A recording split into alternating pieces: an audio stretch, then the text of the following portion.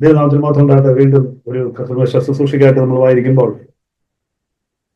വചനത്തിന്റെ കൽപ്പന പ്രകാരം നമ്മളെ തന്നെ പരിശോധിച്ചുകൊണ്ട് വേണം ഈ ശുശ്രൂഷയിൽ പങ്കെടുക്കുവാൻ എന്നുള്ളത് എപ്പോഴും നാം കേൾക്കുന്ന കാര്യമാണ്. ഇന്ന് വീണ്ടും ഈ കാലവും നമുക്ക് നമ്മളെ തന്നെ പരിശോധിക്കാം ദൈവവചനത്തിന്റെ അടിസ്ഥാനത്തിൽ. ഇന്ന് നമുക്ക് പരിശോധിക്കുന്നതിന് വേണ്ടി നമ്മുടെ ഈ ഭൂമിയിലെ ജീവിതവും നമ്മുടെ ഈ ഭൂമിയിലെ ജീവിതത്തിൽ ദൈവമായിട്ടുള്ള ബന്ധത്തിൽ നമ്മൾ എങ്ങനെ ആത്മീയമായി വളരുന്നു എന്നുള്ളത് പരിശോധിക്കാം. നമ്മുടെ ഈ ഭൂമിയിലെ ജീവിതവുമായി ബന്ധപ്പെട്ട് നമ്മൾ എങ്ങനെ ജീവിക്കുന്നു എന്നുള്ളതിന്റെ അടിസ്ഥാനത്തിൽ ദൈവമായിട്ടുള്ള ബന്ധം എപ്രകാരമായിരിക്കുന്നു എന്നുള്ളത് പരിശോധിക്കാം.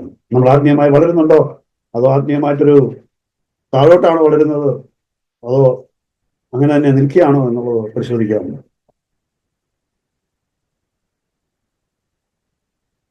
നമ്മൾ പറയുന്നത് വിശ്വാസികളെ നാം കർത്താവിന്റെ വരവിനായിട്ട് കാത്തിരിക്കുന്നു, പ്രത്യാശയോടെ കാത്തിരിക്കുന്നവരാണെന്നാണ് പറയുന്നത്. അതിനായിട്ട് ഒരുങ്ങിക്കൊണ്ടിരിക്കുന്നതെന്നാണ് നമ്മൾ പറയുന്നത്. അങ്ങനെയുള്ളവർ ഈ ലോകത്തിൽ ജീവിക്കുന്നത് എങ്ങനെയായിരിക്കും? എല്ലാ സമയത്തും അവരുടെ ഏറ്റുപറച്ചിൽ എന്തായിരിക്കും? കൊരിന്ത്യരിൽ നമ്മൾ ഇങ്ങനെ ഒരു വാക്യം വായിക്കുന്നു. 2 കൊരിന്ത്യർ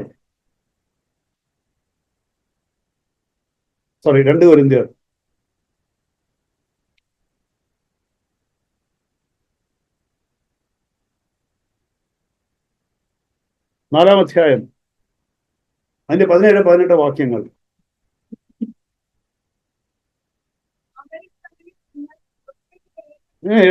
സോറി 4 അധ്യായം അതിന്റെ 17-18 വാക്യങ്ങൾ.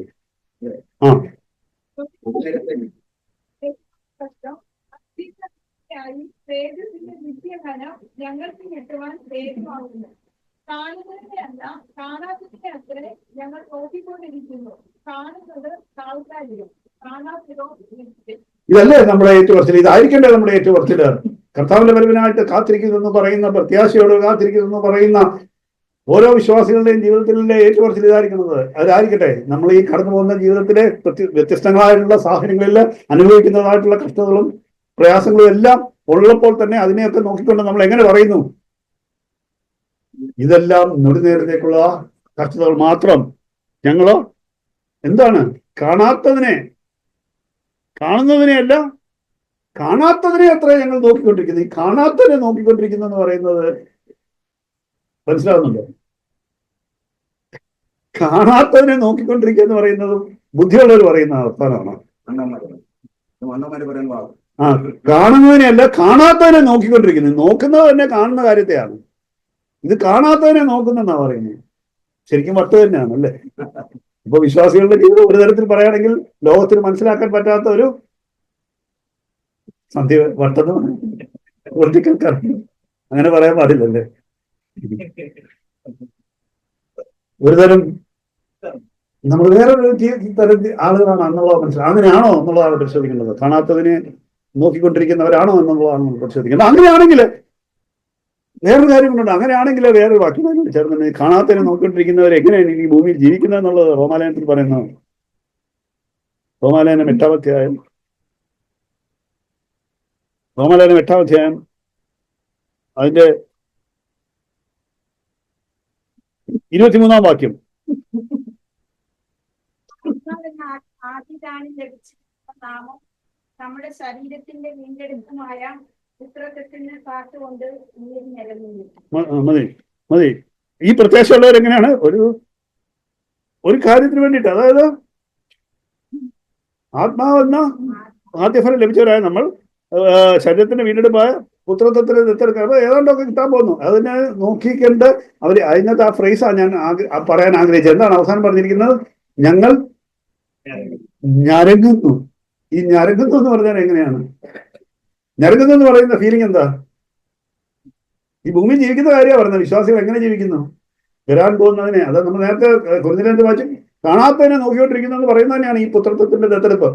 കാണാത്തതിനെ, കാണാത്തത് ഇതാണ്. പുത്രത്വത്തിലേക്കുള്ള ദത്തെടുപ്പിനായിട്ട് ഞങ്ങൾ നോക്കിക്കൊണ്ടിരിക്കുന്നത്. എങ്ങനെ നോക്കിക്കൊണ്ടിരിക്കുന്നതാണ്?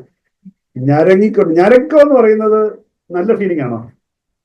ഇംഗ്ലീഷിൽ ഞരക്കം, ഗ്രോണിങ് എന്നുള്ളതിന്റെ ശരിക്കും വേറെ മലയാളം എന്താ? ഞരക്കം എന്നുള്ള അല്ലാതെ കുറച്ചുകൂടെ ലളിതമായിട്ട് പറഞ്ഞാൽ ഗ്രോണിങ് എന്ന് പറയുന്നത് ഈ ഒരു ഒരു ഒരു എന്താ പറയുക, ഒരു സന്തോഷം, ആഹ്ലാദവും അങ്ങനെയുള്ള ഫീലിംഗ് ആണോ? അല്ല അല്ല, ഗ്രോണിങ് എന്ന് പറഞ്ഞാൽ ഞരങ്ങുക എന്ന് പറഞ്ഞാൽ എല്ലാവർക്കും മനസ്സിലാകുന്നതിന് വേണ്ടി ഞാനിങ്ങനെ കുറച്ച് ഉള്ളിൽ അങ്ങനെയാണ് അതിനകത്ത്, ഉള്ളിൽ കേഴുന്നു, ഉള്ളിൽ കേഴുന്നു അല്ലെങ്കിൽ ഉള്ളിൽ കരയുന്നു. അപ്പൊ അതായത് വരാൻ പോകുന്ന കാര്യം ഈ കാണാത്തവരെ നോക്കിക്കൊണ്ടിരിക്കുന്നു എന്ന് പറയുന്നത് അവരിങ്ങനെ ഈ ഭൂമിയിൽ, അപ്പൊ അവിടെ ഈ ഭൂമിയിലെ ജീവിതം എങ്ങനെയാണ് ജീവിക്കുന്നത്? അത് തന്നെ, നെടുവീർപ്പിട്ട് കഷ്ടപ്പെട്ട് എങ്ങനെയെങ്കിലും ഇതൊന്ന് തീർന്നാ മതി എന്നും പറഞ്ഞാണ് ആര് ജീവിക്കുന്നത്? എവിടുത്തെ ജീവിതത്തെ കുറിച്ചാണ്? എങ്ങനെയെങ്കിലും ഇത് തീർന്നാ മതി എന്ന് പറഞ്ഞാണോ ജീവിക്കുന്നത്? എങ്ങനെയെങ്കിലും ഈ ജീവിതം ഒന്ന്, അതാണ് ഞരക്കം. അങ്ങനെയാണോ? എന്തിനു വേണ്ടിയിട്ട്? അതുള്ളവർക്ക് ഏതാ? വരാൻ പോകുന്ന കാണാത്തതിനെ നോക്കിക്കൊണ്ടിരിക്കുന്നവർ, പുത്രത്വത്തിന്റെ ദത്തെടുപ്പിലായിട്ട് നോക്കിക്കൊണ്ടിരിക്കുന്നവർ. അതിനു പകരം നമ്മളിവിടെ ജീവിക്കുന്നത് എങ്ങനെയെങ്കിലും തീർന്നാ മതി എന്നല്ല, ഇവിടുത്തെ ജീവിതം എങ്ങനെയെങ്കിലും ഒന്ന് കുറച്ചുകൂടെ നല്ലതാക്കുന്നതിന് വേണ്ടിയിട്ട്. ഇപ്പൊ ഇവിടെ ആയാലും എനിക്ക് വേറൊരു ജീവിതം വേണം, ഇതല്ല, ഇത് പോരാ, എനിക്ക് കുറച്ചുകൂടെ വലിയ ഇത് കിട്ടണം, ജോലി കിട്ടണം, അല്ലെങ്കിൽ സമ്പത്ത് കിട്ടണം, അല്ലെങ്കിൽ എന്തെങ്കിലും സ്ഥാനം കിട്ടണം, കുറച്ചുകൂടെ എന്തെങ്കിലും കിട്ടണം. അതാണ് ലോകത്തിന്റെ രീതി. പക്ഷെ വിശ്വാസികളെ കുറിച്ച് എന്താ ദൈവവചനം പറഞ്ഞിരിക്കുന്നത്? അവർ ഞരങ്ങിക്കൊണ്ട്, അവരെ വളരെ എങ്ങനെയെങ്കിലും ഇതൊന്ന് കഴിഞ്ഞു കിട്ടിയാൽ മതി, എനിക്കതിനേക്കാളും ശ്രേഷ്ഠമായതൊന്ന് വെച്ചിരിക്കുന്നു, കാണാത്തതിനെ ഞാൻ നോക്കിക്കൊണ്ടിരിക്കുന്നു. അതാണോ എന്നുള്ളതാണ് ഈ പലതരം പരിശോധന. എന്താ പറഞ്ഞത്? നമ്മൾ ഈ ലോക ജീവിതം നമ്മൾ എങ്ങനെ ജീവിക്കുന്നു എന്നുള്ള അടിസ്ഥാനത്തിൽ നമുക്ക് നമ്മളെ തന്നെ പരിശോധിക്കാം. കർത്താവായ യേശു ക്രിസ്തു തന്റെ ശിഷ്യന്മാരോട് പറഞ്ഞൊരു വേദഭാവം നമുക്ക് നോക്കാം. ലൂക്കോസിന്റെ സുവിശേഷം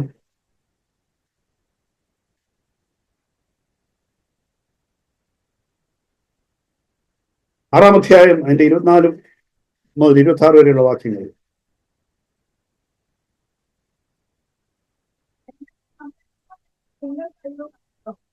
നിങ്ങളുടെ ആശ്വാസം നിങ്ങൾക്ക് ലഭിച്ചു പോകുന്നത്. ഇപ്പോൾ തൃപ്തന്മാരായി നിങ്ങൾക്ക് അയ്യോ കഷ്ടം, നിങ്ങൾക്ക് വിശക്കും. ഇപ്പോൾ ചിരിക്കുന്നവരായി നിങ്ങൾക്ക് അയ്യോ കഷ്ടം, നിങ്ങൾ ദുഃഖിച്ച് കരയും. സകല മനുഷ്യരും നിങ്ങളെ പുകഴ്ത്തി പറയുമ്പോൾ നിങ്ങൾക്ക് അയ്യോ കഷ്ടം. അവരുടെ പിതാക്കന്മാർ കള്ള പ്രവാചകന്മാരെ അങ്ങനെ ചെയ്യുന്നു.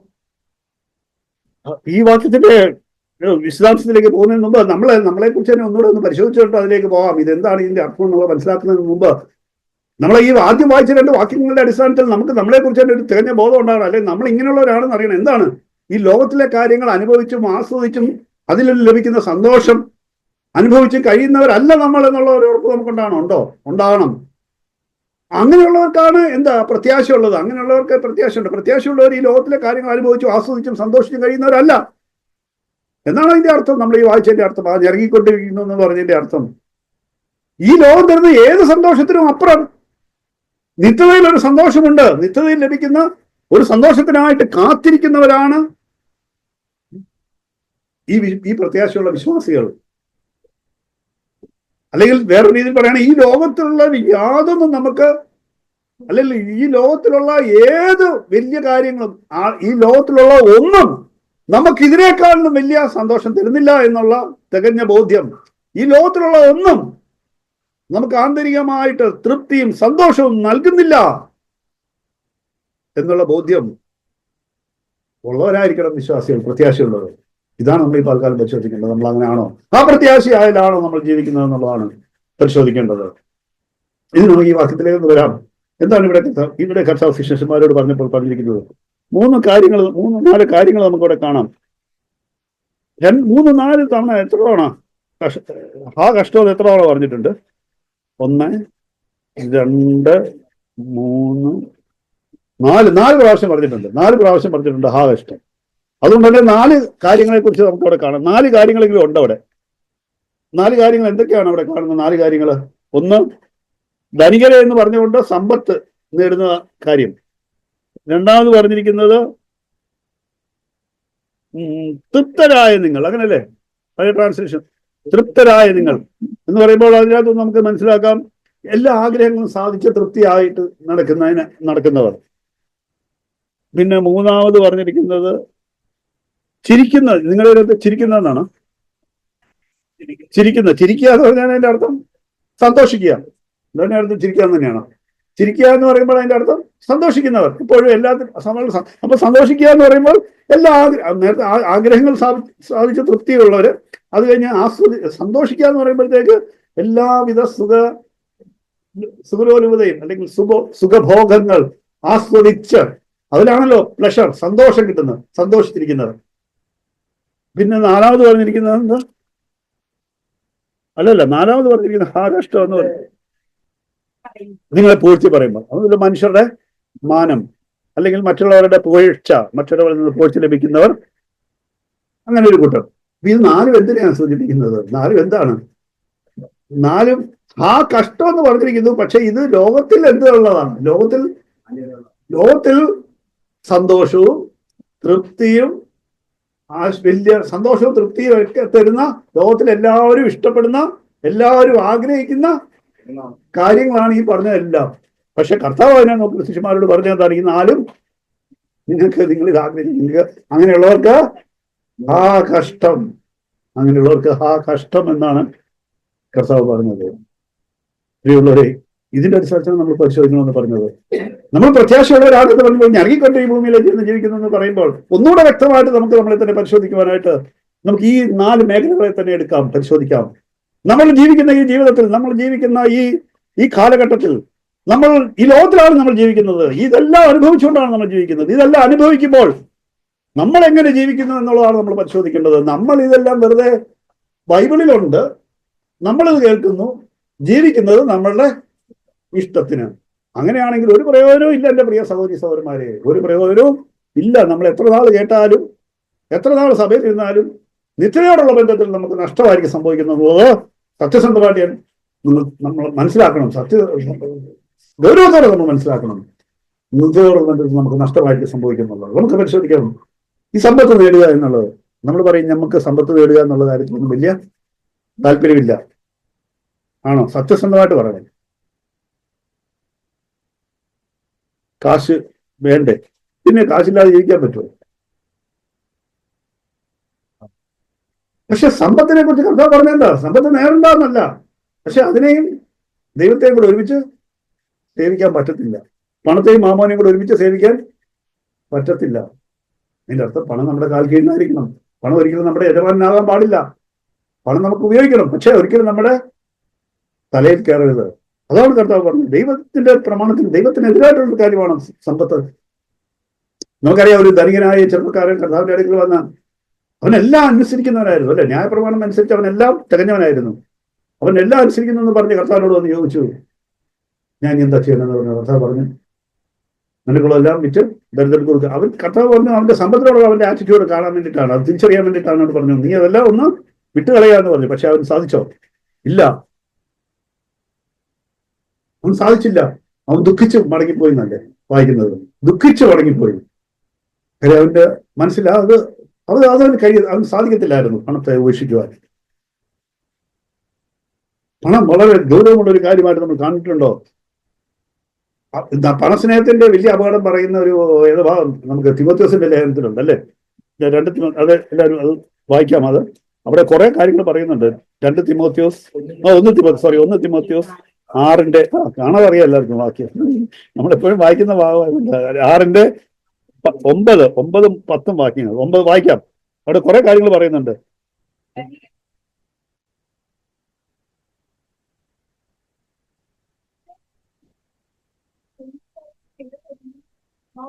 ദോഷകരവുമായ പല മോഹങ്ങൾക്ക് ഇരയായി തീരുകയും ചെയ്യുന്നു. ദ്രവ്യാഗ്രഹം സകലവിധ ദോഷത്തിനും മൂലമല്ലോ. വേറാണ്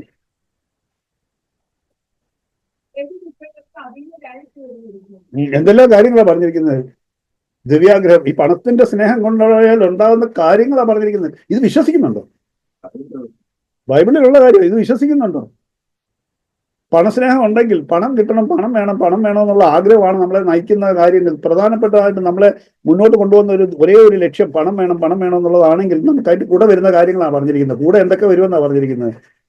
അതിന്റെ കൂടെ പണം ഉണ്ടാക്കണം എന്നുള്ള ആഗ്രഹത്തിൽ എപ്പോഴും ജീവിച്ചാൽ അവർക്ക് എപ്പോഴും പ്രലോഭനം ഉണ്ടാവും.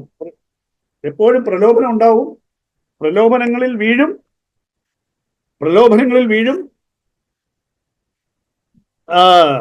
അത് കഴിഞ്ഞ് അത് നാശത്തിലേക്ക് അവരെ കൊണ്ടുപോകും. അത് അവരെ നാശത്തിലേക്ക് കൊണ്ടുപോകുന്ന മോഹങ്ങളിൽ വീണുപോകും. പിന്നെ എല്ലാ ദോഷത്തിന്റെയും വേരായിട്ടുള്ളതാണ് മനസ്നേഹം. പിന്നെ പറയുന്നു വിശ്വാസം തന്നെ തെറ്റിപ്പോകും. അതിന്റെ ഏറ്റവും അവസാനം ഭയങ്കര അസുഖങ്ങളും ഉണ്ടാകുന്നതാണ്, ഭയങ്കര രോഗങ്ങളും ഉണ്ടാകുന്നതാണ്, ദാരുണ വേദനകൾക്ക് അധീനരാകുകയും ചെയ്യുമെന്ന് പറഞ്ഞാൽ അതികഠിനമായ രോഗങ്ങൾക്കും കാരണമാകും. ഇതെല്ലാം എന്തിനകത്തുനിന്ന് വരുമെന്നാണ് പറഞ്ഞിരിക്കുന്നത്? മനസ്നേഹം. വിശ്വസിക്കുന്നുണ്ടോ? ഇവിടെ വിശ്വസിക്കുന്നുണ്ടോ? ഞാൻ എൻ്റെ കൈ വിട്ട് പറഞ്ഞാണോ? എവിടെയുള്ളതാ? വേദോസ്തത്തിലുള്ള കാര്യമാണ്, ദൈവവചനം പറഞ്ഞിരിക്കുന്ന കാര്യമാണ്. ദൈവവിശ്വാസീയമായ ആത്മാവിശ്വാസീയമായ ദൈവവചനമാണിത്. ഇതുകൊണ്ടാണ് കർത്താവ് പറഞ്ഞത്, സമ്പത്ത് നേടുന്നവർ അയ്യോ കഷ്ടമെന്ന് കർത്താവ് പറഞ്ഞതാണ്. സമ്പത്തിനായിട്ട് ധനികരാകുവാൻ അവിടെ ആ വാക്യം എങ്ങനെയാണ് നമ്മൾ വായിച്ചത്? സമ്പന്നരായ നിങ്ങൾ, അതൊരു സമ്പന്നരായി ആകാനായിട്ട് ആഗ്രഹിച്ചുകൊണ്ടിരിക്കുന്നത് കൊണ്ടാണ് അങ്ങനെ കർത്താവ് പറഞ്ഞത്. നിങ്ങൾക്ക് അയ്യോ കഷ്ടം, ആ കഷ്ടം എന്ന് പറഞ്ഞത്. സമ്പത്ത് നമുക്ക് ദൈവം തന്നിരിക്കുന്നത്, നമ്മൾ അതിന് പുറകെ പോകണ്ട. പക്ഷെ അതിന്റെ അർത്ഥം നമ്മൾ ദരിദ്രമായിട്ട് കഴിയണമെന്ന് കർത്താവ് ആഗ്രഹിക്കുന്നുണ്ട്. നമുക്ക് ഓരോരുത്തർക്കും ദൈവം ഒരു പരിധി വെച്ചിട്ടുണ്ട്, അല്ലെങ്കിൽ നമുക്ക് ദൈവം തന്നിട്ടുണ്ട്. പക്ഷെ അതിനെ എങ്ങനെ ഉപയോഗിക്കുന്നു, എങ്ങനെ നമ്മൾ അതിനെ കാണുന്നു എന്നുള്ളതാണ്. പണത്തെ നമ്മൾ എങ്ങനെ കാണുന്നു എന്നുള്ളതാണ്. പണമാണോ എന്നെ ഭരിക്കുന്നത് എന്നുള്ളതാണ്. പണത്തിന് വേണ്ടിയിട്ടാണോ ഞാൻ ജീവിക്കുന്നത് എന്നുള്ളതാണ്. ദൈവം തന്നിരിക്കുന്ന പണത്തെ എങ്ങനെ ഉപയോഗിക്കുന്നു എന്നുള്ളതാണ്. അതാണ് ധനവാനാകാൻ ആഗ്രഹിക്കുന്നവൻ പണത്തെ വളരെ സ്നേഹിക്കും. പണത്തെ സ്നേഹിക്കാതെ ജീവിക്കണം എന്നുള്ളതാണ് നമ്മൾ ദൈവവിശ്വാസിയുടെ ജീവിതം. അതാണ് അവിടെ കർത്താവ് പറഞ്ഞ കാര്യം. നമുക്ക് നമ്മളെ പരിശോധിക്കുന്നതിന് വേണ്ടിയാണ് ഈ വാക്യങ്ങൾ എടുത്തതെന്ന് ഞാൻ പറഞ്ഞല്ലോ. നമ്മൾ നേരത്തെ പറഞ്ഞില്ലേ, നമ്മൾ ഈ ഭൂമിയിൽ ജീവിക്കുന്നത് ഞരങ്ങിക്കൊണ്ട്, അല്ലെങ്കിൽ എങ്ങനെയെങ്കിലും നമ്മുടെ ഈ ഭൂമിയിലെ ജീവിതത്തിൽ നമ്മൾ സന്തോഷം കണ്ടെത്തുന്നില്ല എന്ന് പറഞ്ഞിട്ടാണ് നമ്മൾ ഈ തുടങ്ങിയത്. അതിൽ ഒരു കാര്യമാണ് ഇപ്പം കണ്ടത്. ഭൂമിയിലെ ജീവിതത്തിൽ സന്തോഷം കണ്ടെത്തുന്നതായിട്ട് പലരും ഉപയോഗിക്കുന്ന ഒരു കാര്യമാണ്, അല്ലെങ്കിൽ പലരും പരാജയപ്പെട്ടു പോകുന്ന ഒരു കാര്യമാണ് എന്ത്? പണം. പണത്തിലാണ് പലരുടെയും സന്തോഷം കണ്ടെത്തുന്നത്, തൃപ്തി കണ്ടെത്തുന്നത്. ദൈവമക്കളെ സംബന്ധിച്ചോളം പണത്തിലല്ല നമ്മുടെ സന്തോഷവും തൃപ്തി എന്നുള്ളത് മനസ്സിലാക്കണം. മനസ്സിലാക്കിയാൽ പോരാതെ നമുക്കൊരു നിശ്ചയം ഉണ്ടാവണം, ഉറപ്പുണ്ടാവണം. രണ്ടാമതോടെ പറഞ്ഞിരിക്കുന്നത് എന്താണ്? തൃപ്തി നേടുക, അല്ലെ? തൃപ്തരായ നിങ്ങൾ. തൃപ്തി എങ്ങനെയാണ് ഉണ്ടാകുന്നത്?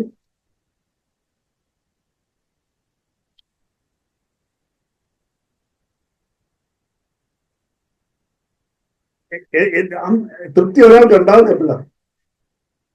ഒരു അല്ല അത് നേരത്തെ ഇപ്പൊ പറഞ്ഞു, സമ്പത്തൊരു തൃപ്തി. അല്ലാതെ വേറെ തൃപ്തികളുണ്ട്. തൃപ്തി ഉണ്ടാകുന്ന എപ്പോഴാണ്? അല്ലെങ്കിൽ തൃപ്തി എന്നുള്ള ഒരു കാര്യത്തെ ഒരു ഒരു ഒരു ഇതായിട്ടെടുത്ത് സന്ദീപ് വിശദീകരിച്ചു. തൃപ്തി ഒരു മനുഷ്യന്റെ തൃപ്തി ഉണ്ടാകുന്ന അവന്റെ ആഗ്രഹങ്ങളെല്ലാം, അങ്ങനെയല്ല അതിന്റെ ഒരു നിങ്ങളുടെ സയന്റിഫിക് ആയിട്ട് പറഞ്ഞാൽ, ഒരു മനുഷ്യന്റെ ഡിസയർ എല്ലാം സാറ്റിസ്ഫൈഡ് ആകുന്ന ഒരു പോയിന്റിലാണ് അവന് സാറ്റിസ്ഫാക്ഷൻ. അവന്റെ ഹൃദയത്തിന്റെ ആഗ്രഹങ്ങളെല്ലാം സാധിച്ചു കഴിയുമ്പോഴാണ് അവന് വാസ്തവത്തിൽ മനുഷ്യൻ എന്തെങ്കിലും അത് ഉണ്ടാവുമോ? അതില്ല എന്നുള്ളതാണ് വാസ്തവം. ഒരിക്കലും അത് ഉണ്ടാകുന്നില്ല. എന്നാലും ആഗ്രഹങ്ങൾക്ക് കുറെ പോകണം. ഇന്ന് ലോകത്തിന്റെ ഒരു ഫിലോസഫി, അല്ലെങ്കിൽ ലോകത്തിന്റെ ഒരു തത്വം എന്ന് പറയുന്നത് എന്താണ്? ഇങ്ങനെ കേട്ടിട്ടുണ്ട്. ഈ കാലഘട്ടത്തിലെ ഒരു ഇതാണ്, അല്ലേ? ഈ ചെറുപ്പക്കാർക്കൊക്കെ അറിയായിരിക്കും. എന്താണ് ഇപ്പൊ പറയുന്നത്? നിങ്ങളുടെ അതിന് വേറെ ഒരു ഫേസ് ഉണ്ട്. നിങ്ങളുടെ ആഗ്രഹങ്ങളുടെ പുറകെ പോവുക. അത് നിങ്ങൾ എങ്ങനെ ജോബ് ഇപ്പോഴത്തെ പുതിയ ഇത് പറയും, ഫോളോ യുവർ പാഷൻ. അത് കഴിഞ്ഞ് ഫോളോ യുവർ പാഷൻ. അത് നിങ്ങളുടെ ആഗ്രഹങ്ങളുടെ പുറകെ നിങ്ങൾ ഓടുക. അതിപ്പോൾ നിങ്ങൾക്ക് അത് തന്നെ കിട്ടിക്കോളും എന്നാണ് അത് പറയുന്നത്.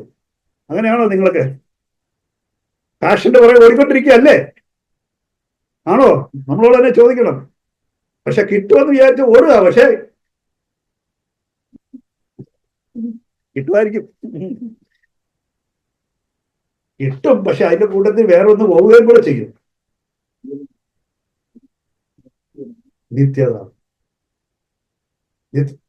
നിത്യത പോകാതെ പാഷന്റെ പുറകെ പോകണമെന്നുള്ളതാണ് പോകാതെ പാഷന്റെ പുറകെ പോകണമെന്നല്ല, നിത്യത പോകാതെ ജീവിക്കണം എന്നുള്ളതാണ് ദൈവമക്കളുടെ ജീവിതം.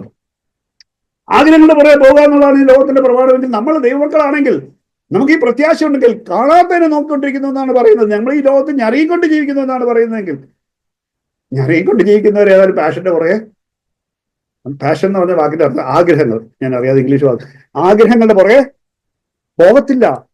നിത്യതയ്ക്കായിട്ട് കാത്തിരിക്കുന്നവർ ഒരിക്കലും ആഗ്രഹങ്ങളുടെ പുറകെ പോകുകയില്ല. ദൈവം നടത്തുന്ന വഴിയായിരിക്കും അവർ പോകുന്നത്.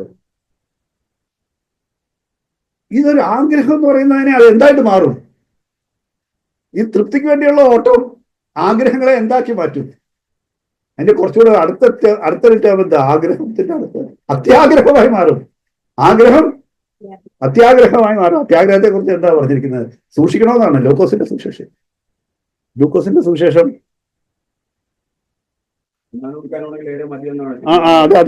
അതിലേക്ക് വരാം. അതാണ് നമുക്കുള്ള ദൈവമക്കൾക്കുള്ള ലൂക്കോസിന്റെ സുവിശേഷത്തില് ഒരു വാക്യം മുന്നറിയിപ്പായിട്ട് കർത്താവ് പറഞ്ഞ കർത്താവിന്റെ വാക്കുകളാണ്. ലൂക്കോസിന്റെ സുവിശേഷം 12-ാം അധ്യായം അതിന്റെ 15-ാം വാക്യത്തില് സൂക്ഷിച്ചുകൊള്ളുവിൻ, സകലവിധ അത്യാഗ്രഹത്തിനുമെതിരെ ജാഗ്രത പാലിക്കുവിൻ എന്നാണ് കർത്താവ് പറഞ്ഞത്. സകലവിധ അത്യാഗ്രഹത്തിനുമെതിരെ ജാഗ്രത പാലിക്കണമെന്നാണ് കർത്താവ് പറഞ്ഞത്. പ്രിയമുള്ളവരെ, എന്നാൽ ദൈവമക്കളെ സംബന്ധിച്ചിടത്തോളം നമുക്കുള്ള വചനം എന്താണ്? എബ്രായലേഖനം 13-ാം അധ്യായത്തിന്റെ 5-ാം വാക്യം ഒന്ന് വായിക്കാം. എബ്രായലേഖനം 13-ാം അധ്യായം അതിന്റെ 5-ാം വാക്യം.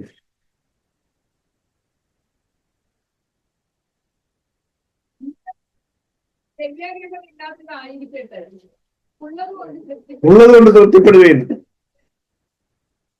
ഞാൻ നിന്നെ ഒരു നാളും കൈവിടുകയില്ല, ഉപേക്ഷിക്കുകയില്ല. അത് ആരോടാ പറഞ്ഞിരിക്കുന്നത്? ഉള്ളത് കൊണ്ട് തൃപ്തിപ്പെടുന്നവരോട്. ഉള്ളത് കൊണ്ട് തൃപ്തിപ്പെടുവീൻ, ഉള്ളത് കൊണ്ട് തൃപ്തിപ്പെടുവീൻ, എന്നാൽ ഞാൻ നിന്നെ ഒരു നാളും കൈവിടുകയില്ല, ഉപേക്ഷിക്കുകയില്ല. ഒരു വാക്യം കൂടെ വായിക്കാം. ദൈവമക്കൾക്കുള്ള ഏറ്റുപറച്ചിൽ. ദൈവമക്കളുടെ ഏറ്റുപറച്ചിൽ ആയിരിക്കേണ്ട ലോകത്തിന്റെ പ്രമാണത്തിനെതിരായിട്ട് ദൈവമക്കളുടെ ഹൃദയത്തിൽ ഉണ്ടാകേണ്ട ഏറ്റുപറച്ചിൽ ഇതാണ്. നമ്മൾ ഓർക്കേണ്ടത്, നമ്മുടെ ഹൃദയത്തിൽ നിശ്ചയമായിട്ട് ഉറപ്പായിട്ട് ഉണ്ടാകേണ്ട ഒരു കാര്യം. മറ്റൊരു വാക്യം അതാണ് സരസ്വതി പറഞ്ഞതാണെന്ന് തോന്നുന്നു. 1 തീമോഥെയോസ് 6-ാം അധ്യായത്തിന്റെ 6 മുതൽ 8 വരെയുള്ള വാക്യങ്ങൾ. ഇപ്പൊ നമ്മൾ വായിച്ച വാക്യത്തിന് മേലിലുള്ള വാക്യമാണത്. 1 തീമോഥെയോസ് 6-ന്റെ 7-8 വാക്യങ്ങൾ.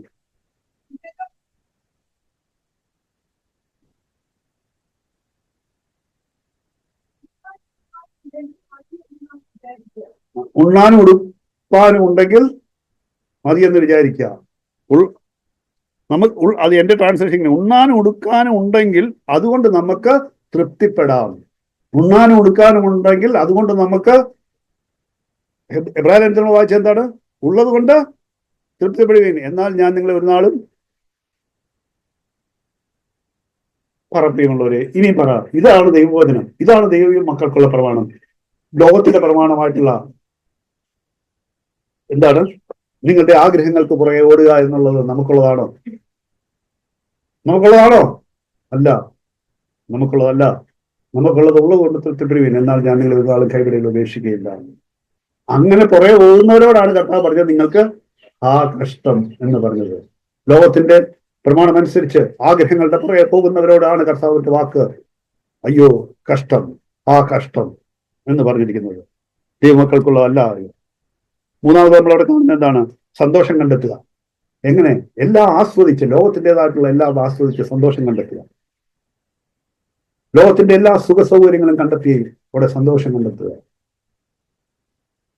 അവസാന നാളിനെ കുറിച്ച് പറയുന്നിടത്ത് 2 തീമോഥെയോസിൽ പറയുന്നുണ്ടല്ലോ, കുറെ കാര്യങ്ങൾ ലിസ്റ്റ് പറഞ്ഞതിനകത്ത് ഒരു കാര്യം പറഞ്ഞിരുന്നത് അവർ ഭോഗപ്രിയരായി എന്ന് പറയുമ്പോൾ അവർക്ക് എല്ലാ സുഖവും ഇഷ്ടപ്പെടുക. അങ്ങനെയല്ലേ അവിടെ കാണുന്നത്?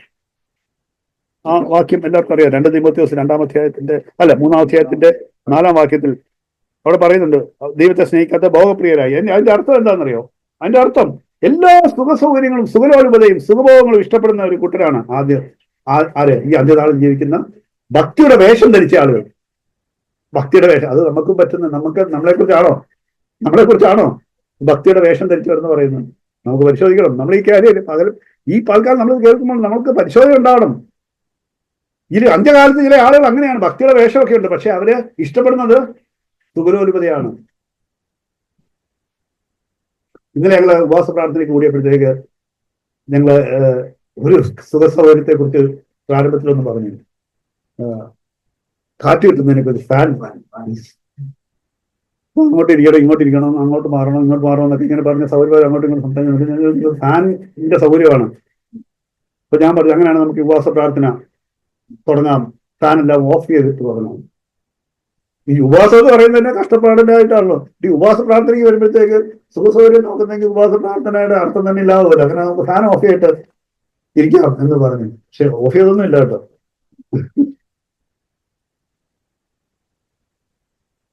അതുപോലെ നമുക്ക് എങ്ങനെ അറിയാൻ തിരിച്ചറിയാം? നമ്മൾ ഇവിടെ ഇരുന്നുകൊണ്ട് ഇപ്പൊ നമ്മൾ വലിയ ദൈവഭക്തന്മാരെ പോലെ ഇരിക്കുന്നത്. ഭക്തിയുടെ വേഷമാണോ അല്ലയോ എന്നുള്ളത് ഇപ്പൊ ഞാൻ പറയാം. ഭക്തിയുടെ വേഷമാണോ ഇല്ലയോ എന്നുള്ളത് നമുക്കിപ്പോ മനസ്സിലാകുന്നില്ല. പക്ഷെ ഞാനൊന്ന് ചോദിക്കട്ടെ, ഏതെങ്കിലും ഒരു സാഹചര്യം നമ്മൾക്ക് അറിയാൻ പറ്റാത്തൊരു പ്രത്യേക സാഹചര്യത്തിൽ നമ്മൾ കുറച്ചു നേരം ഇരിക്കേണ്ടി വരുമ്പോൾ നമ്മളെ ദൈവത്തിന്റെ പരമാധികാരത്തിൽ നമ്മളെ പല രീതിയിൽ പല സാഹചര്യങ്ങളിലൂടെ കടത്തിവിടുന്നുണ്ട്. രാവിലെ വന്നപ്പോൾ പുന്നപ്പുറയിൽ ഇവിടം വരെയും നിൽക്കേണ്ടി വന്നു. ഫുൾ ടൈം കഷ്ടപ്പെട്ട് നിൽക്കേണ്ടി വന്നു. പിടിക്കാൻ പോലും ഒരു സ്ഥലമില്ല, നിൽക്കേണ്ട ഒരു സാഹചര്യം ഉണ്ടായി. കുറച്ചു നേരം കറണ്ടില്ല, 3 മണിക്കൂർ കറണ്ടില്ല, നല്ല ചൂടാണ്. പെട്ടെന്ന് ഗ്യാസ് തീർന്നു പോയി. സിറ്റുവേഷൻസ്, പല പല സിറ്റുവേഷൻസ്. നമ്മളിങ്ങനെ നമ്മളെ സുഖകരമായിട്ട് ഇങ്ങനെ കംഫർട്ടിൽ ഇങ്ങനെ പോയിക്കൊണ്ടിരിക്കുന്നതിന് തടസ്സം വരുന്ന പെട്ടെന്ന് ഒരു സാഹചര്യത്തിലൂടെ കുറച്ചു നേരം പോകേണ്ടി വന്നാൽ നമ്മൾ അവിടെ എങ്ങനെ ഇരിക്കുമെന്നുള്ളിടത്താണ് നമ്മൾ സുഖലോലുപത ഇഷ്ടപ്പെടുന്നവരാണോ അല്ലയോ എന്നുള്ളത് തിരിച്ചറിയുന്നത്. അവിടെ നമ്മൾ എങ്ങനെ ഇരിക്കും? അസ്വസ്ഥരായി പിറുവിറുത്ത് പരാതിപ്പെട്ട് ഇപ്പോഴത്തെ അന്തരീക്ഷം ഭയങ്കര ചൂടുള്ളതാണ്. അത് നമുക്ക് മാത്രമാണോ? എല്ലാവർക്കും ഉണ്ട്. പക്ഷെ ഏത് സമയം നമ്മളിങ്ങനെ പറഞ്ഞോണ്ട് എന്തൊരു ചൂടാ എന്തൊരു ചൂടാ എന്തൊരു ചൂടാ എന്തൊരു ചൂടാന്ന് എപ്പോഴും പറഞ്ഞോണ്ട് വല്ല പ്രയോജനമുണ്ടോ? ഈ പറച്ചിൽ തന്നെ എന്തിനാ കാണിക്കുന്നത്? പരാതിയാണെന്ന് പറയാതെ തന്നെ അറിയാം. ആരോട് ഈ പരാതി പറയുന്നത്? ഇത് ചൂട് വരുത്തിയതാരാ? ഈ കേട്ടോണ്ടിരിക്കുന്ന ഭർത്താവാണോ അല്ലെങ്കിൽ ഭാര്യയാണോ ചൂട് വരുത്തിയത്? എന്തൊരു ചൂടാന്ന് പറഞ്ഞ് ഭർത്താവിനോട് പറഞ്ഞിട്ട് വല്ല കാര്യമുണ്ടോ?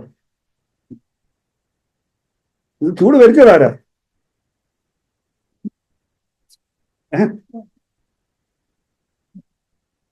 ചൂട് പ്രകൃതി സർവശക്തനായ ദൈവത്തിന്റെ നിയന്ത്രണത്തിലും അധികാരത്തിലുള്ള കാര്യമാണ്. അപ്പൊ ഈ പറയുന്ന ആരോടാ? ദൈവത്തോടാ. അപ്പോൾ എന്താണ് സംഭവം?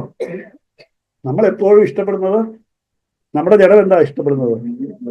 എനിക്ക് എപ്പോഴും സുഖത്തിൽ ഇങ്ങനെ കഴിയണം. ഞാൻ നടക്കുന്ന വഴിയിലും പോകുന്ന വഴിയിലും എല്ലാം നല്ല സുഖമാകണം. നമ്മൾ സുഖലോലുപത ഇഷ്ടപ്പെടുന്നില്ല എന്നാണ് ഭാവം. നമ്മൾ വലിയ ഭക്തന്മാരാണെന്നാണ്. അപ്പൊ എന്താണത്? ഭക്തിയുടെ വേഷം. എന്തൊരു മറുപടി! ഉടനെ തന്നെ കോറസ് ആയിട്ടാ മറുപടി. ഭക്തിയുടെ വേഷം എന്ന് ഒറ്റയടിക്ക് എല്ലാവരും കൂടെ പറഞ്ഞു. അത് തന്നെ എന്താ കാണിക്കുന്നത്? ഒരു സംശയവുമില്ല, ഞങ്ങൾ ഇങ്ങനെയാണ് എന്ന് പറഞ്ഞു. അത് സത്യസന്ധമായിട്ട് ദൈവസന്നിധിയിൽ പറഞ്ഞായിരുന്നെങ്കിൽ നല്ലതായിരുന്നു. അത് ഞങ്ങൾ ഇങ്ങനെയാണ് കർത്താവേ, ഞങ്ങളെ ഇന്ന് രക്ഷിക്കണേ എന്ന്. ഈ നിലവിളി നല്ലതാണ്, ഈ ഒരു പറച്ചിൽ നല്ലതാണ്. പക്ഷെ ദൈവസന്നിധിയിൽ സത്യസന്ധമായിരിക്കണം. കർത്താവേ, ഞങ്ങൾ ഭക്തിയുടെ വേഷം ധരിച്ചിരിക്കുന്നു, ഇപ്പോഴും ഞങ്ങളെ രക്ഷിക്കണേ എന്ന് പറഞ്ഞാൽ നമുക്ക് രക്ഷയുണ്ട്. ഇത് രക്ഷയുടെ ദിവസമാണ്. അല്ലാതെ ഇതൊരു കോറസ് പോലെ അങ്ങനെ പറയുമ്പോൾ സാധ്യത എന്ന് പറഞ്ഞപ്പോൾ അതിന്റെ ഉത്തരം ഇതാണ്. അങ്ങനെ വരുമ്പോൾ അത് ഓട്ടോമാറ്റിക്കായിട്ട് അങ്ങനെയാണല്ലോ എന്ന് വിചാരിച്ച് പറയല്ല. ഞാൻ എന്റെ ചോദ്യത്തിന് ഉത്തരം അതാണ് എന്നുള്ള രീതിയിൽ അങ്ങ് പറഞ്ഞല്ല. നമ്മുടെ ഹൃദയത്തിൽ നിന്നുള്ള ഏറ്റുപറച്ചിലായിട്ട് മാറട്ടെ. സത്യമായിട്ട് കർത്താവേ, ഞങ്ങൾ ഇപ്പോഴും ഓടുന്നത് എന്റെ തൃപ്തിക്ക് പുറകെയാണ്, പണത്തിന്റെ പുറകെയാണ്, സുരക്ഷിതയ്ക്ക് പുറകെയാണ്.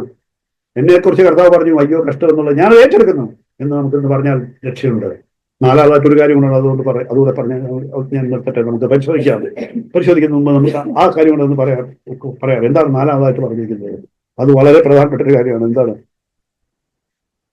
നിങ്ങളെ പൂഴ്ത്തി പറയുമ്പോൾ നിങ്ങൾക്ക് അയ്യോ ഇഷ്ടം. എന്താണ് ഇന്ന് നമുക്ക് എപ്പോഴും ഇഷ്ടമുള്ള ഒരു കാര്യം? എന്താണ്? ഈ ലോകത്തിലെ ആളുകളാണ്. ഈ ലോകത്തിലെ ആളുകളെല്ലാം സ്ഥാനമാനങ്ങൾക്കും പദവികൾക്കും പുറകെ ഉള്ള ഓട്ടത്തിലാണ്. നമ്മൾ നേരത്തെ പറഞ്ഞ പോലെ ആഗ്രഹങ്ങളുടെ പുറകെ ഓടുന്നു എന്ന് പറയുന്ന പോലെ സ്ഥാനമാനങ്ങൾക്ക് പുറകെയാണ് ആളുകൾ ഓടിക്കൊണ്ടിരിക്കുന്നത്. മൂന്നാമത്തേതാണ് പറഞ്ഞത് സുഖലോലുപത, സന്തോഷം. അത് രണ്ടും ഒരുമിച്ച്. ആഗ്രഹങ്ങളുടെ തൃപ്തി ആദ്യം പറഞ്ഞു, അത് അത്യാഗ്രഹമായിട്ട് പറഞ്ഞിട്ടാണ്. മൂന്നാമത്തെയാണ് സുഖലോലുപതയിൽ അന്വേഷിച്ചത്. ചിരിക്കുന്നവരുടെ കാര്യമാണ് ഞാൻ ഇത് സന്തോഷം എന്ന് പറഞ്ഞത്. സുഖലോലുപതയിൽ സന്തോഷം കണ്ടെത്തുക എന്ന് പറഞ്ഞത്. സുഖലോലുപതയിൽ സന്തോഷം കണ്ടെത്തുക എന്നുള്ള അർത്ഥത്തിലാണ്. ചിരിക്കുക എന്നുള്ളതിന് കുറച്ചുകൂടെ അതിന്റെ ഒരു ചിരിയല്ലല്ലോ. നമ്മളെ ചിരിക്കുന്നവരെന്ന് പറഞ്ഞാൽ അത് ഈ ലോകത്തിലെല്ലാം ഹാപ്പിനെസ്, സന്തോഷം, ഹാപ്പിനെസിന്റെ കാര്യത്തിലാണ് നമ്മൾ ഈ പറഞ്ഞത്. ഈ കഷ്ടതയിലൂടെ എല്ലാം കടന്നു പോകുമ്പോഴത്തേക്ക് എപ്പോഴും സുഖലോലുപതയിൽ തൃപ്തി കണ്ടെത്തുന്ന, സന്തോഷം കണ്ടെത്തുന്നവര് മാത്രം ആണ് ജീവിതം എന്ന് വിചാരിക്കുന്നതിനെ കുറിച്ചാണ് പറഞ്ഞത്. നല്ലതായിട്ടുള്ള മനുഷ്യരുടെ മാനം തേടുന്നത്. ഇന്ന് ലോകത്തിലെ ആളുകൾ സ്ഥാനമാനങ്ങൾ നേടുന്നതിനുള്ള ഓട്ടത്തിലാണെന്ന് ഞാൻ പറഞ്ഞു. പക്ഷെ നമ്മളെങ്ങനെയാണ്? ദൈവമക്കൾ എങ്ങനെയാണ്? എല്ലാവരുടെയും അംഗീകാരം വേണമെന്നുള്ള ആഗ്രഹത്തിലാണ് നടക്കുന്നത്.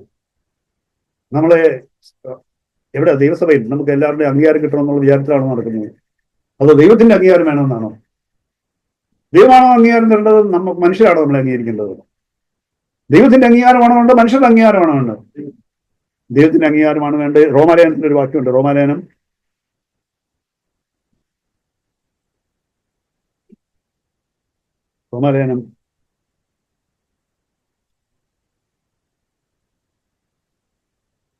2-ാം അധ്യായം അതിന്റെ 10-ാം വാക്യം, അതിന്റെ അവസാന 10-ാം വാക്യം.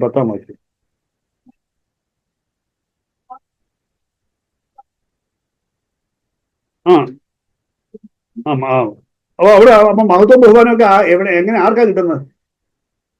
നന്മ പ്രവർത്തിക്കുന്നവന് എവിടെ നിന്ന് കിട്ടും? ലോകത്തിൽ നിന്നോ? ദൈവത്തിൽ നിന്ന്. വചനമാണ്, ചുമ്മാ വല്ലതും പറയരുത്. ദൈവത്തിന്റെ വചനം എങ്ങനെയാണ്? നന്മ പ്രവർത്തിക്കുന്ന ഏവർക്കും മഹത്വവും ബഹുമാനവും സമാധാനവും ലഭിക്കും. ആദ്യ യഹൂദനും പിന്നെ യവനും. പക്ഷെ നമ്മൾ ഇങ്ങനെ മനസ്സിലാക്കണം. എന്താണ്? നന്മ പ്രവർത്തിക്കുന്നവർക്കാണ് ദൈവത്തിൽ നിന്നും മാനം ലഭിക്കുന്നത്. നമ്മൾ തമ്മിൽ മാനം അന്വേഷിക്കുന്നവരാണെങ്കിൽ അത് വലിയ അപകടമാണ്. യോഹന്നാന്റെ സുവിശേഷത്തിലെ ഒരു വാക്യം, കർത്താവിന്റെ വാക്കുകൾ, നമുക്ക് എല്ലാ കാര്യങ്ങളും കർത്താവ് മുന്നറിയിപ്പ് നൽകിയിട്ടുണ്ട്. യോഹന്നാന്റെ സുവിശേഷത്തിലെ ഒരു വാക്യം, യോഹന്നാന്റെ സുവിശേഷം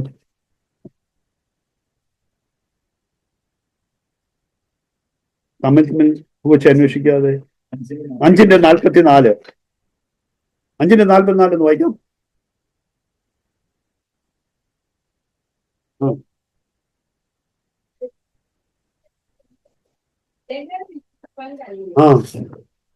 ഇതാണ് നമ്മുടെ വിശ്വാസം തന്നെ ഇല്ലാതാകുന്നതിന്റെ കാരണം. എന്താണ്?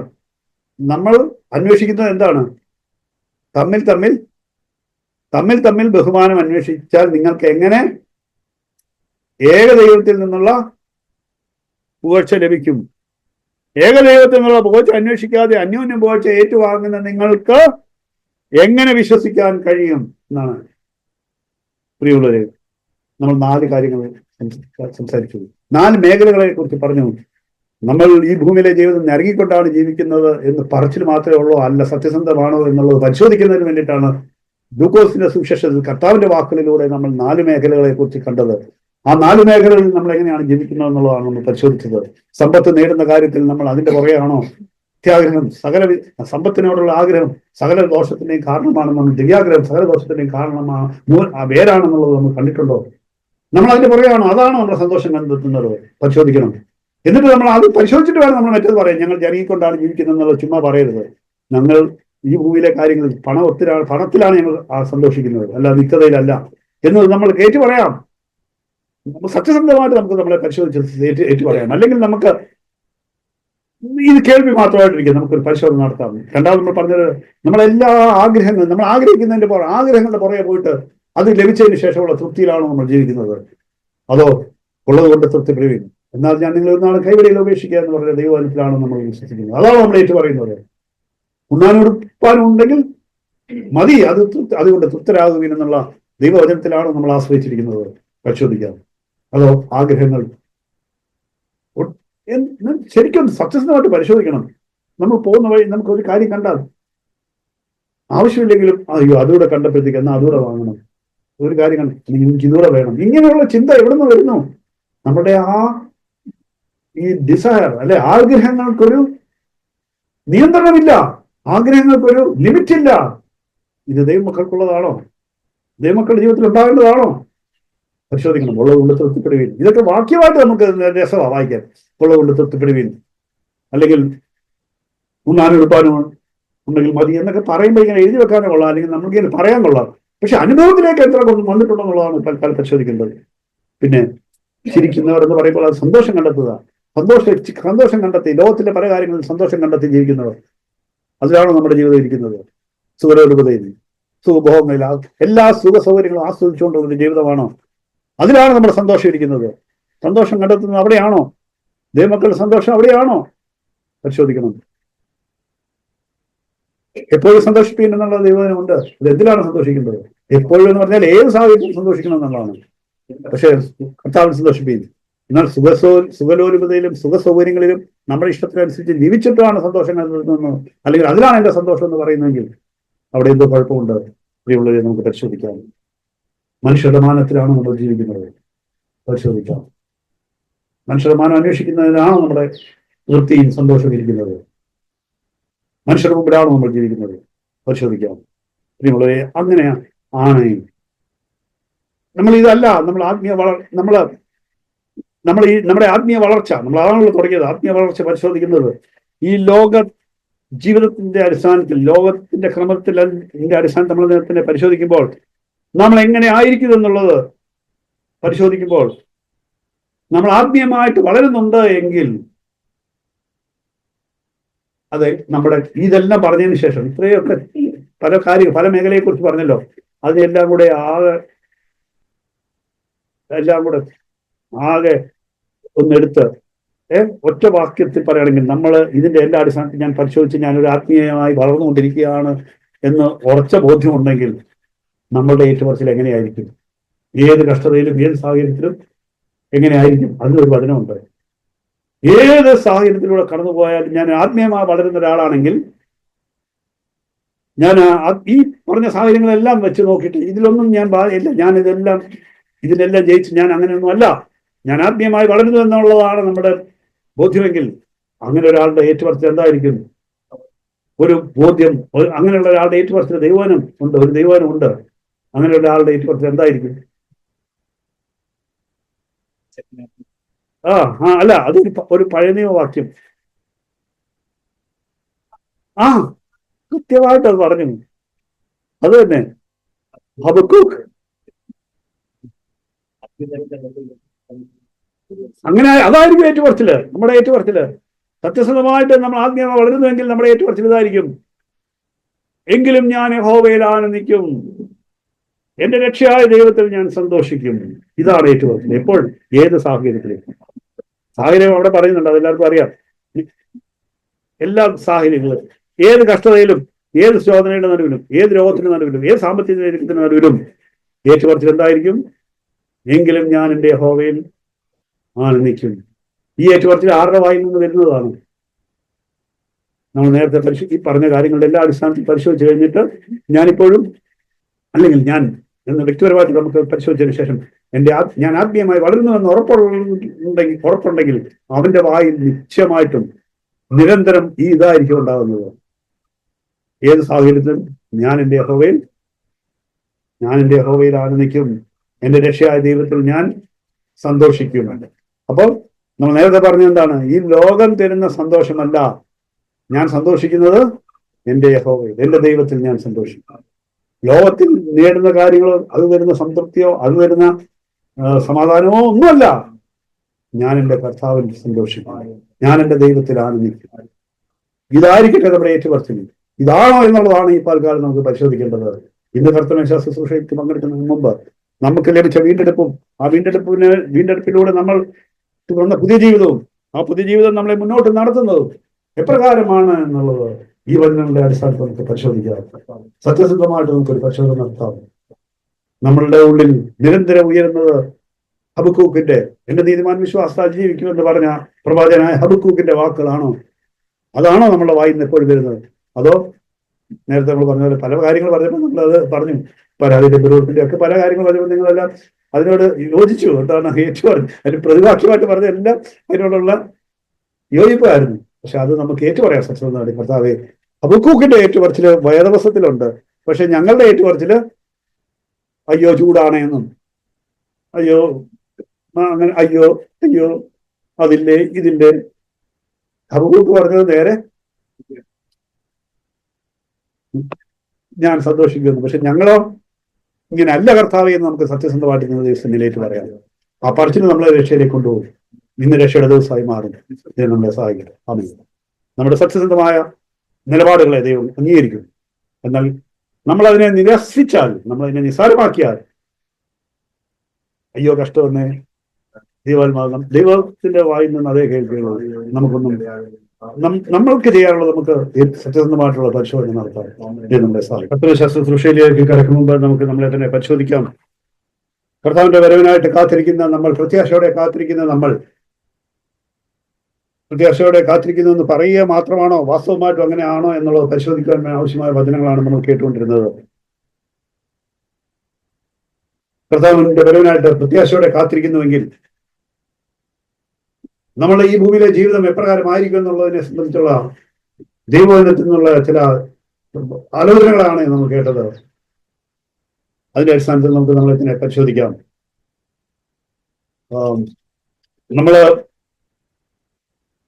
നമുക്ക് തന്നെ തോന്നാം നമ്മൾ വലിയ പണസ്നേഹികളൊന്നും അല്ല എന്ന്, നമ്മൾ അങ്ങനെ പണത്തെ സ്നേഹിക്കുന്നില്ല എന്ന്. പക്ഷെ നമുക്ക് ഈ ഒരു പ്രാർത്ഥന നമുക്കുണ്ടോ? ഞാൻ ഷെയർ ചെയ്ത് കഴിഞ്ഞ് അവിടെ ഇരുന്നപ്പോൾ ഉള്ളതാണ് ഈ വാക്യം രാവിലെ ശ്രദ്ധിച്ചൊരു വാക്യമായിരുന്നു. അത് വീണ്ടും അത് ഓർത്തത്. നമുക്ക് ഞാൻ സത്യസന്ധമായിട്ട് എന്നോട് തന്നെ ഞാൻ ചോദിച്ചപ്പോൾ എനിക്ക് ആ പ്രാർത്ഥനയില്ല. സദൃശവാക്യത്തിലൊരു വാക്യം അവിടെ ഒരു പ്രാർത്ഥനയായിട്ടാണ് പറയുന്നത്. എനിക്ക് എന്തുകൊണ്ട് ആ പ്രാർത്ഥന ഇല്ലാത്തതെന്ന് ഞാൻ ചിന്തിച്ചപ്പോഴാണ് ആ പ്രാർത്ഥിക്കാൻ തോന്നിയില്ല. പക്ഷെ അത് ആ പ്രാർത്ഥന ഉള്ളതാണ് വാസ്തവത്തിൽ. പണസ്നേഹം ഇല്ലെന്നുള്ളതിന്റെ ഒരു തെളിവ്. നമുക്ക് നിരന്തരം ആ പ്രാർത്ഥന ഉണ്ടാവണം. സദൃശവാക്യം 30 അധ്യായം അതിന്റെ 8-ാം വാക്യം. അതെ, അത് വ്യാജം എന്നതിനായിട്ടാണ്. പിന്നെ രണ്ടാമത്തെ കാര്യം ദാരിദ്ര്യവും സമ്പത്തും എനിക്ക് നൽകരുതേ, നിത്യവൃത്തി മാത്രം തന്നെ എന്നെ പുലർത്തണമേ. ഞാൻ തൃപ്തനായി തീർന്നിട്ട് അങ്ങയെ നിഷേധിക്കുവാൻ യഹോവ ആരെന്ന് ചോദിപ്പാൻ ഇടയാകരുത്. ഇതൊരു പ്രാർത്ഥനയാണ്. പ്രിയമുള്ളവർ, നമുക്ക് ഈ പ്രാർത്ഥന ഉണ്ടാവണം. നമുക്ക് ഈ പ്രാർത്ഥന ഉണ്ടെങ്കിൽ നമ്മൾ പണസ്നേഹികളല്ല നമുക്ക് ഉറപ്പാക്കാൻ പറ്റും. നിരന്തരം നമുക്ക് ഈ പ്രാർത്ഥന ഉണ്ടാവണം. എന്താണ്? നമുക്ക് ദാരിദ്ര്യം വേണമെന്ന് പ്രാർത്ഥിക്കും. ദാരിദ്ര്യം വേണ്ട, ദാരിദ്ര്യവും വേണ്ട, സമ്പത്തും വേണ്ട, നിത്യവൃത്തി തന്നെ എന്നെ പുലർത്തണം. എന്തുകൊണ്ടാ? ഞാൻ തൃപ്തനായാൽ എനിക്ക് സംഭവിക്കാൻ പോകുന്ന പോലെ ഞാൻ തൃപ്തനായിട്ട് അങ്ങയെ നിഷേധിക്കുവാൻ ഇടയാകരുത്. യഹോവ ആരെന്ന് ചോദിക്കാൻ ഇടയാകരുത്. ദരിദ്രനായിട്ട് മോഷ്ടിക്കാൻ അത് ഒരിക്കലും ചെയ്യത്തില്ലായിരിക്കും. പക്ഷെ സമ്പന്നനായി തൃപ്തനായി യഹോവ ആരെന്ന് പറഞ്ഞത് യഹോവ നിന്ദിക്കുവാൻ. അതുപോലെ നമ്മൾ തൃപ്തിയെക്കുറിച്ച്, സ്വലോലുപതയെക്കുറിച്ച് പറഞ്ഞു. ദൈവത്തിന്റെ ന്യായവിധി വരുന്ന ഒരു കഠിനമായ പാപമായിട്ട് നമ്മൾ അതിനെ കാണണം. എസെക്കിയേൽ പ്രവചനത്തിലെ ഒരു വാക്യമുണ്ട്. എസെക്കിയേൽ 16 അതിന്റെ 49-ാം വാക്യം ഞാൻ വായിച്ചിട്ടുള്ള വാക്യമാണ്. എസെക്കിയേൽ 16:49. നിന്റെ സഹോദരിയായ സോദോമിന്റെ കുറ്റം ഇതായിരുന്നു. എന്താണ് ആ കുറ്റം? ന്യായവിധി വന്നതാണ് സോദോമിന്റെ മേൽ. എന്താണ് ന്യായവിധി വന്നത്? നശിപ്പിച്ചു കളഞ്ഞു ദൈവം. സോദോമിനെ ദൈവം പൂർണ്ണമായിട്ട് നശിപ്പിച്ചു. അതിന് കാരണം എന്താണെന്നാ പറഞ്ഞിരിക്കുന്നത്? എന്റെ ട്രാൻസ്ലേഷനിൽ ഇതാണ്: അവളുടെ പുത്രിമാരും നിഗളിച്ച് സമൃദ്ധിയായ ഭക്ഷണവും സുഖജീവിതവുമാണ് ദൈവത്തിന്റെ ന്യായവിധി അവരുടെ മേൽ വരുവാൻ കാരണമായി തീർന്ന ഒരു ചില കാര്യങ്ങൾ എന്നവിടെ കാണുന്നു. അപ്പോൾ നമ്മൾ ഈ സുഖജീവിതവും സുഖഭക്ഷണവും സമൃദ്ധിയായ ഭക്ഷണവും ഒക്കെ ആഗ്രഹിക്കുമ്പോൾ അത് ദൈവത്തിന്റെ ന്യായവിധി വരുവാൻ ഇടയാക്കുന്ന കാര്യങ്ങളാണെന്നുള്ളത് ഗൗരവത്തോടെ കാണണം. ഇതിനുള്ളത് ധാരാളമായിട്ട് വചനം കേട്ടു. നമുക്ക് ദിവസങ്ങളിൽ നമ്മളെ തന്നെ പരിശോധിക്കാനുള്ള സമയമായിട്ടെടുക്കാം. നമുക്ക് ദിവസങ്ങളിൽ എഴുന്നേറ്റ് നിൽക്കാം. പ്രാർത്ഥനയ്ക്കായിട്ട് നമുക്ക് എഴുന്നേറ്റ് നിൽക്കാം. പ്രാർത്ഥന എന്നല്ല, ദിവസങ്ങളിൽ നമ്മളെ തന്നെ പരിശോധിച്ചുകൊണ്ട് ദൈവം സമർപ്പിക്കുവാൻ. നമ്മൾ ഇടയ്ക്കിടയ്ക്ക് ഞാൻ ചില കാര്യങ്ങളൊക്കെ ചോദിച്ചപ്പോഴത്തേക്ക് നമ്മളെല്ലാവരും തന്നെ പെട്ടെന്ന് തന്നെ നമ്മൾ അതിന്റെ കാര്യം പറഞ്ഞു. അതൊരു ഏറ്റുപറച്ചിലാണെങ്കിൽ ആ ഏറ്റുപറച്ചിൽ നമുക്ക് സത്യസന്ധമായ ദിവസങ്ങൾ നടത്താം. അതേ കർത്താവേ, ഞങ്ങളത് ആഗ്രഹിക്കുന്നവരാണ്. സുഖജീവിതം ആഗ്രഹിക്കുന്നവരാണ്. പണത്തെ ആഗ്രഹിക്കുന്നവരാണ്. സുഖലോലുപത ആഗ്രഹിക്കുന്നവരാണ്. മാനം അന്വേഷിക്കുന്നവരാണ്. നമുക്ക് സത്യസന്ധമായിട്ട് അത് ഏറ്റുപറയാം. നമ്മുടെ ആത്മീയ വളർച്ചയെ നമ്മൾ പരിശോധിച്ചുകൊണ്ട്, അതെ, വാക്യം ഞങ്ങൾ വായിക്കുന്നു, ഞങ്ങൾ ഈ ഭൂമിയിൽ ഞരങ്ങിക്കൊണ്ട് ജീവിക്കുന്നു, പക്ഷെ ഞങ്ങൾ ഈ ഭൂമിയെ ആസ്വദിച്ചുകൊണ്ടാണ് ജീവിക്കുന്നത് എന്നുള്ളത് തിരിച്ചറിയുമ്പോൾ നമുക്കത് ഏറ്റുപറയാം. ഈ ഭൂമിയിലെ കാര്യങ്ങളാണ് നമ്മളെ സന്തോഷിപ്പിക്കുന്നതെങ്കിൽ അയ്യോ കഷ്ടം എന്ന് ദൈവാത്മാവ് ഇന്ന് നമ്മളെ നോക്കി പറയുന്നു എന്നുള്ളത് ഗൗരവത്തോടെ കേൾക്കാം. നമുക്ക് ദൈവസേനയിൽ നമ്മളെ തന്നെ പരിശോധിച്ചുകൊണ്ട് ഏറ്റുപറയാം, സമർപ്പിക്കാം.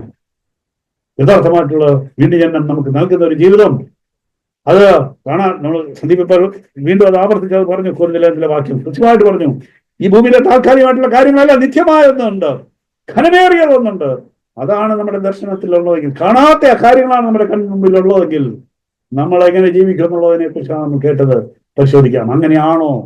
ആ കാര്യങ്ങളെ കണ്ടുകൊണ്ട് അതിനെ മുറുകെ പിടിച്ചുകൊണ്ട് അതിലേക്കാണ് നമ്മൾ ആയിരുന്നതെങ്കിൽ, അതിലേക്കാണ് നമ്മൾ പോകുന്നതെങ്കിൽ, അതിന്റെ പുറകെയാണ് നമ്മൾ പോകുന്നതെങ്കിൽ നമ്മൾ എങ്ങനെ ജീവിക്കും എന്നുള്ളത് നമുക്ക് പരിശോധിക്കാം. എങ്ങനെയാണെന്നുള്ളത് നമുക്ക് കേട്ടെങ്കിൽ അതിന്റെ അടിസ്ഥാനത്തിൽ നമുക്ക് നമ്മളെ തന്നെ പരിശോധിക്കാം. നമ്മൾ അങ്ങനെയാണോ ജീവിക്കുന്നത് എന്നുള്ളത് നമുക്ക് നോക്കാം. ദൈവസേനയിൽ നമ്മളെ തന്നെ പരിശോധിക്കുവാനുള്ള സമയമുണ്ട്. നമുക്ക് പ്രാർത്ഥിക്കാം. എല്ലാവർക്കും ദൈവസേനയിൽ ഒരു പരിശോധനയുടെയും പ്രാർത്ഥനയുടെയും സമയമാണ്. അനുതാപത്തിന്റെയും ഏറ്റുപറച്ചിലിന്റെയും സമയമാണ്. വചനത്തിന് മുമ്പായിരിക്കുമ്പോൾ അത് നമ്മളെ ഒരിക്കലും നിരാശപ്പെടുത്തുകയല്ല. ഇന്നും നമ്മൾക്ക് ഇത് കേൾക്കാൻ അവസരം ലഭിച്ചിരിക്കുന്നു എന്നുള്ളത് ഒരു ഭാഗ്യമായിട്ട്, അനുഗ്രഹമായിട്ട് കാണണം. ഇന്നും ഇത് കേൾക്കുന്നു എന്നുള്ളത് നമ്മുടെ ഒരു അനുഗ്രഹമാണ്. നമ്മളെ തന്നെ പരിശോധിക്കാൻ നമുക്കൊരു അവസരം കിട്ടുന്നു എന്നുള്ളത് അനുഗ്രഹമാണ്. നമുക്ക് ദൈവസന്നിധിയിൽ അതെ ഒരു ഏറ്റുപറച്ചിലിന്റെയും അനുതാപത്തിന്റെയും സമയമായി മാറ്റാം. ഞങ്ങളുടെ സ്വർഗീയ പിതാവേ, കർത്താവേ, അവിടുന്ന് അയച്ച വചനങ്ങൾക്കായിട്ട് സ്തോത്രം. ഈ വചനത്തിലൂടെ കർത്താവെ ഞങ്ങളെ തന്നെ പരിശോധിക്കുന്ന അവസരത്തിനായിട്ട് സ്തോത്രം. അതെ കർത്താവെ, അങ്ങേ നോക്കി അങ്ങയുടെ വരവിനായിട്ട് കാത്തിരിക്കുന്നു, പ്രത്യാശയോടെ കാത്തിരിക്കുന്നു എന്ന് പറയുമ്പോൾ തന്നെ കർത്താവെ, അത് വാസ്തവമായിട്ട് ഞങ്ങളുടെ ജീവിതത്തിൽ എത്രത്തോളം സത്യസന്ധമാണെന്ന് ഈ ഇന്ന് അവിടുന്ന് നൽകിയ വചനത്തിലൂടെ ഞങ്ങൾ പരിശോധിക്കുമ്പോൾ ഞങ്ങളുടെ കുറവുകളെ ഞങ്ങൾ കാണുന്നു. കാണാത്തതിനെ നോക്കിയിരിക്കുന്നുവെന്ന് പറയുമ്പോൾ തന്നെ കർത്താവെ, ഞങ്ങൾ ഈ ലോകത്തിലെ കാണുന്ന കാര്യങ്ങളിൽ ഞങ്ങൾ എത്രമാത്രം പ്രാധാന്യം കൊടുത്താണ് ജീവിക്കുന്നു എന്നുള്ളത് തിരിച്ചറിയുന്നു. കർത്താവെ, വാസ്തവമായിട്ടും ഇതിൽ നിന്ന് ഞങ്ങളെ രക്ഷിക്കണമേ എന്ന് പ്രാർത്ഥിക്കുന്നു. കർത്താവെ, ആ ഒരു ദർശനത്തോടുകൂടി, നിത്യതയുടെ ദർശനത്തോടുകൂടി ഞങ്ങളെ ജീവിപ്പിക്കണമേ കർത്താവെ. കേവലം വാക്കുകൾ കൊണ്ട് പറച്ചിലല്ല കർത്താവെ, അതിനപ്പുറമായിട്ട് വാസ്തവമായി അനുഭവമായി കർത്താവെ, ഇന്ന് ഞങ്ങൾ ചിന്തിച്ച വചനങ്ങളൊക്കെ ഞങ്ങളുടെ ജീവിതത്തിൽ അനുഭവമായി മാറുവാൻ തക്കണം. അവിടുത്തെ കൃപ ചെയ്യണമേ. പരിശുദ്ധാത്മാവിന്റെ ശക്തിയാലെ ഞങ്ങളെ നിറയ്ക്കണമേ. അതേ കർത്താവെ, ഞങ്ങളെ തന്നെ സമർപ്പിക്കുന്നു. കർത്താവെ, അവിടുന്ന് ഞങ്ങളിൽ ഒരു പ്രവൃത്തി ചെയ്യാൻ പോകുന്നുണ്ട്. സ്തോത്രം കർത്താവെ. കേവലം വാക്കിനും കർത്താവെ ഭാവത്തിലുമല്ല കർത്താവെ, അനുഭവത്തിൽ അങ്ങയുടെ ജീവനെ വെളിപ്പെടുത്തുന്നവരാക്കി കർത്താവെ വരും ദിവസങ്ങളിൽ അവിടെ ഞങ്ങളെ വളർത്താൻ പോകുന്നുണ്ട്. സ്തോത്രം. നന്ദി കർത്താവെ, നന്ദി കർത്താവ്. ഞങ്ങൾക്ക് നൽകിയ പുതിയ അനുഭവത്തിനായിട്ട് കർത്താവെ, പുതിയ തുടക്കത്തിനായിട്ട് സ്തോത്രം. അതേ ഞങ്ങളെ വിശ്വസിച്ച് സമർപ്പിക്കുന്നു യേശുവിന്റെ നാമത്തിൽ തന്നെ.